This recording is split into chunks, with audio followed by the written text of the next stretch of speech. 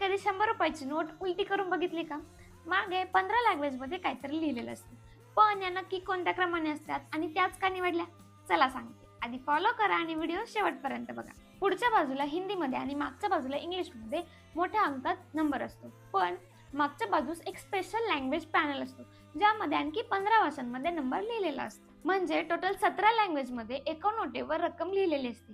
हे स्वतः भारताच्या भाषिक विविधतेचं प्रतीक आहे. आणि गंमत अशी की या 15 भाषा घटनेच्या 8व्या परिशिष्टातल्या 22 भाषांमधून निवडल्या गेल्या.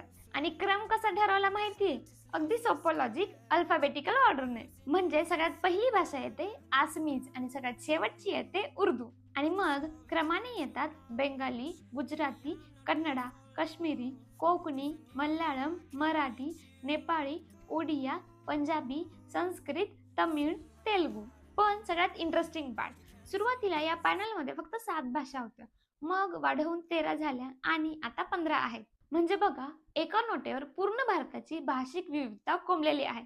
पण रोज खिशात घेऊन सुद्धा आपण कधी त्यावर लक्षच दिलं नाही. तुम्ही बोलता ती भाषा कोणत्या नंबरवर आहे चेक करा आणि मला कमेंटमध्ये सांगा.